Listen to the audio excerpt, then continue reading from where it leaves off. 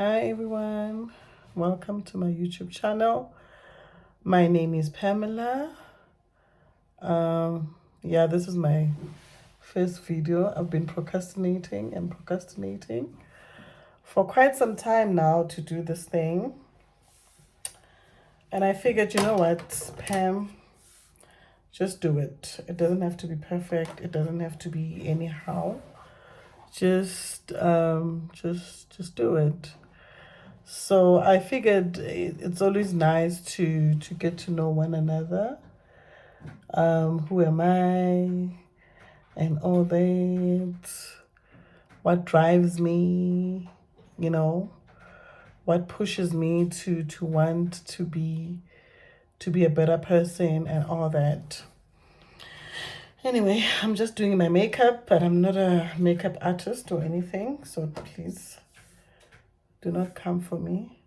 This is my ordinary makeup that I do every day. So if you follow me on Instagram, you'd kind of like notice that I have a disability sort of like pic next to my profile, and all that is because I'm disabled. I'm paraplegic. And I became disabled in 1998. I know, hey? I know. I was 15 when I became disabled. But anyhow, anyway, we're gonna talk about how I became disabled and sort of like how is life, being disabled while in South Africa. So how I became disabled is I got shot when I was at the age of 15, and you ask yourself, hey, 15, very young. I know, I was very young. I was in standard 8, enjoying my life.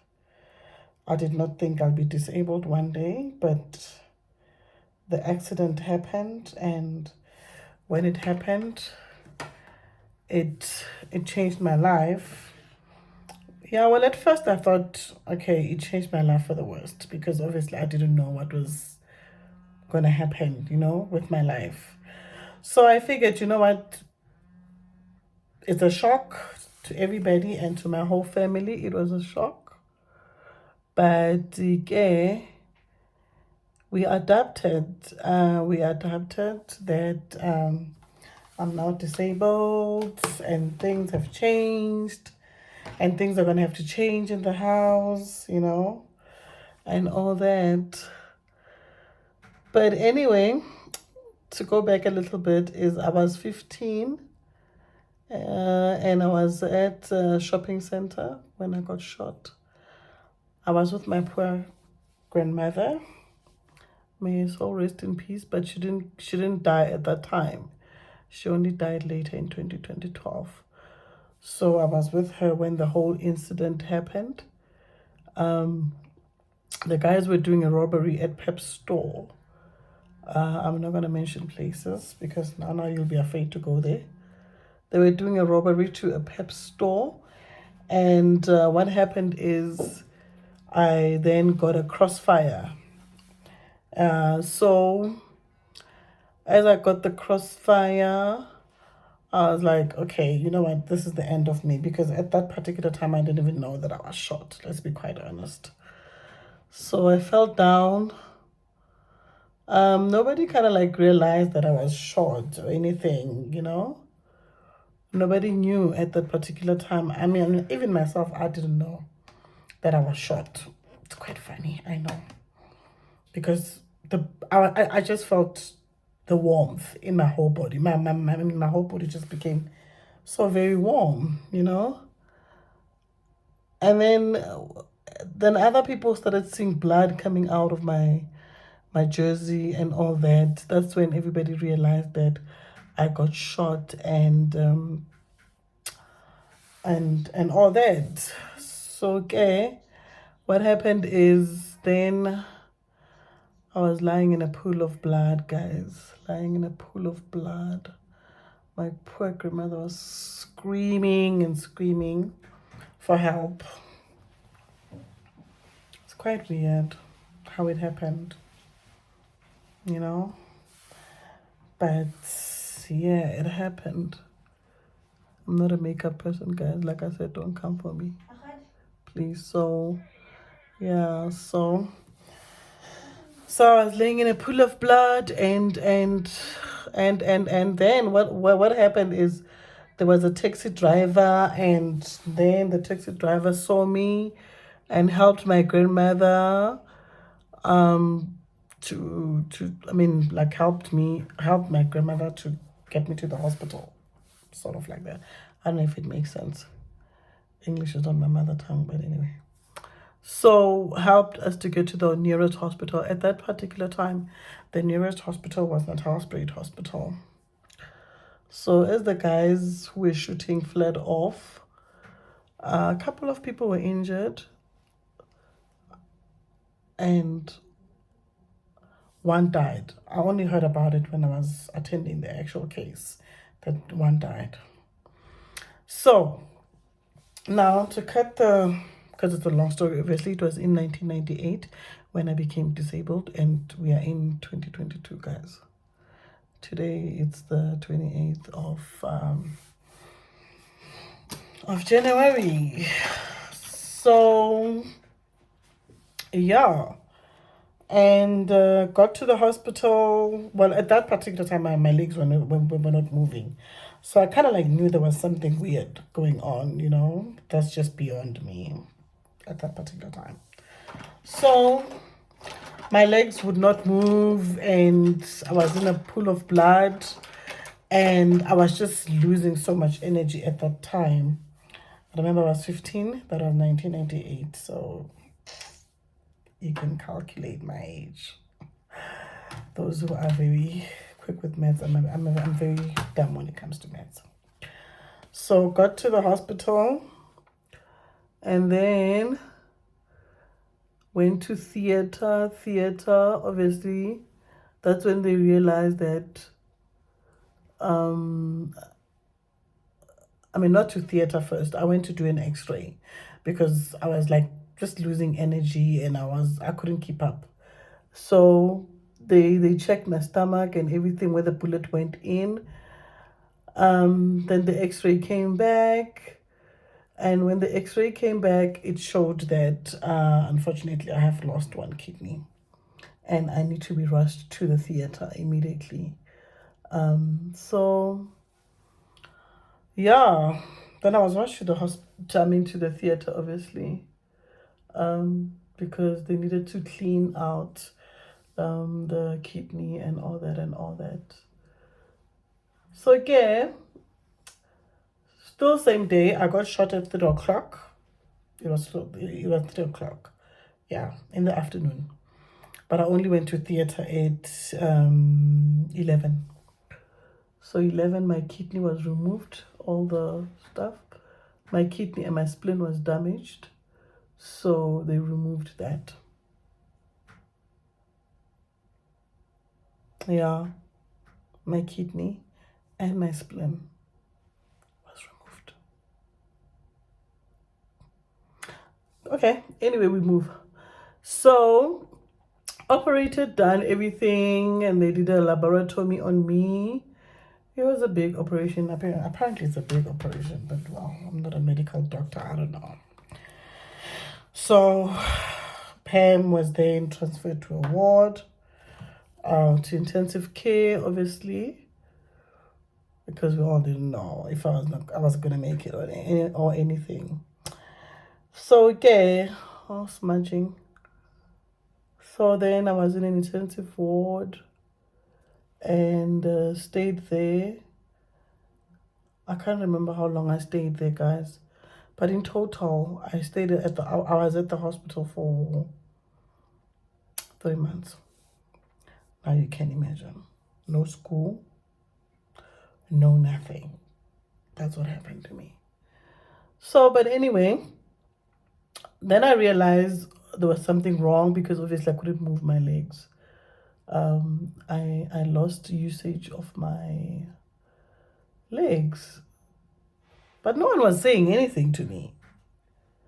You know, no one was saying anything like, hi, Pam, you know,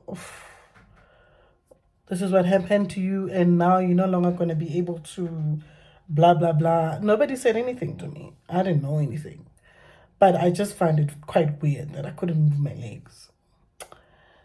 But anyway, so then transferred to the intensive care unit. Pam makes it a couple of days, and then obviously I'm transferred now to another ward where I'm gonna start going to physio and doing other couple of things, obviously to now get back to life. So we do that, then obviously, oh gosh, it's a long story, I know. Get back to that ward. Then obviously I start understanding what happened to me. It's very painful, I know. But anyway, I'm past that stage. So I start understanding what really happened to me. Like, some of my, sorry guys, I'm just looking for my lip liner. Some of my limbs, I mean, my legs are not going to function anymore. And I need to start going to physio to start learning how to walk. Imagine. I was walking fine, but I got shot. Now I cannot walk. Strange. But anyway, seemingly the bullet affected me severely. So, by the way, I still have the bullet inside me. So, physiotherapist comes to the ward, comes to visit me. And then we start to have a chat. About what really happened to me. So then she asked me if I understand what happened to me and the impact and everything. I remember at that time I was 15, so the only thing I could tell him was that I know I got shot, that I was shot, and I can't feel my legs. I can't walk. So that's all I told her. She said, don't worry about that. You'll go to physio and, well, exercise, I think she was just afraid to tell me that I'm not going to be able to walk. Maybe ever. Or maybe like I might be able to walk after some time, but obviously she couldn't be certain as to when, the when. Because I kept on asking her, so when is this thing gonna go away? When is the sensation, this non-feeling of my legs gonna go away? When is it gonna disappear and all that? And she couldn't answer me.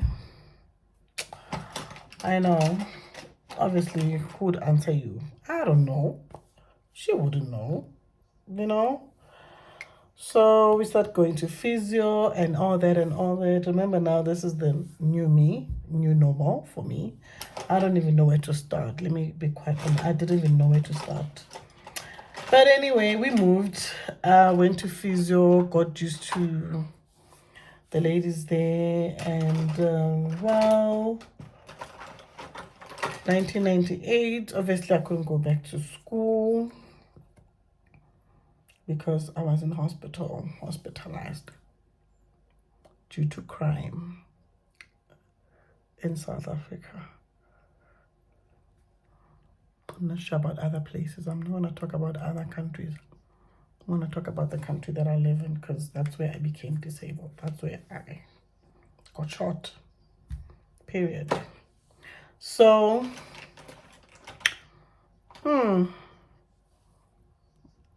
I like this lip combo. So anyway, then started physio, did everything, and no walking. So I have to get used to the new normal. I have to get used to the new me. And it took me a while, but not too, not too long, because obviously I had my family supporting me. I had my grandmother who was right there with me, my mother and everybody else. So it was not so bad. It was not so bad. I didn't feel that bad, it didn't kind of like, get to me. But scare, it does slightly, because obviously you can't walk, but you're still confused. Let me be quite honest with you. You're like thinking this is just a nightmare. You're gonna wake up and things are gonna be fine. That's how you like sort of like feel. You feel like that.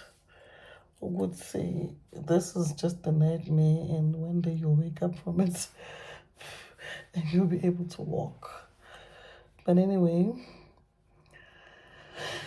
I think in another video that I'll take, we'll unpack more about how I felt and what it did to my morale, and how my friends that I had sort of like received the news, and how did they adapt to the new me, and the community. I think there's a couple of things that that I'm still gonna share with you guys, as to how the community perceived me, and how did they take the new me, and all that. It was quite a big change. I must tell you, because I was on a wheelchair now, and I had to learn to maneuver that thing at the age of 15, while they knew me. And we're gonna talk about my school time, when I went to high school, when I decided to go back to school. How did it feel like after 2 years not being in school? How did it feel like, So yeah, something like that. And I prefer to be open and honest and transparent about the whole situation, because I've really overcome the whole thing. Like, I've overcome the storm. Hence, I'm able to speak about it and be able to motivate others, and be able to encourage other people, with regards to being disabled. It's not the end of the world. I mean, I've just saw it for myself. There's a lot of opportunities. There's a lot of things that I did from 1998 to 2021. So because I'm only starting with this, I'm not going to go too deep with the whole my journey and all that. But as we unpack this, we'll unpack it together, obviously. And in some comments, obviously, maybe I'll have some comments about people that want to know more, and maybe who wants to know about how I did overcome this journey to be where I am, and my career right now, and what is it that I do with my life right now, things like that. So there's quite a lot that we are going to be talking about. And obviously, as we go further, then we talk about how do I maintain this lifestyle, my condition, and vitamins that I drink, things that I go through as a disabled person. I mean, normal things like, what kind of sicknesses do I have? What keeps me going back to the doctor? So maybe if there are other disabled people, we can like sort of like relate, as to what are those things, that are just hammering us, that are making us sometimes ill, and all that. By the way, being disabled is very expensive, guys. I had to learn that the hard way, but anyway. it's always good to be working and to have your own income, because being disabled child is very expensive. Okay, the wheelchair, the medical expenses. So somebody did whatever they did and shot me, but now I'm sitting with bills, bills, and bills. And I'm sitting with the life that needs high maintenance, but they're already past that space, and it doesn't impact them as to what is it that they did to other people. I find it so, so, so unfair. But anyway, I'm not there. So, well, thank you for listening to me. We'll chat again on the next video, and about more things, more disability things that we can obviously chat about. Please subscribe to my channel, like, comment. Any question on the comments bar, like how did I become disabled? If maybe you missed the video and all that, you can still go back to the video and listen a bit. And what more things do you want to know about disability and or about me as a person in general? So yeah, thank you.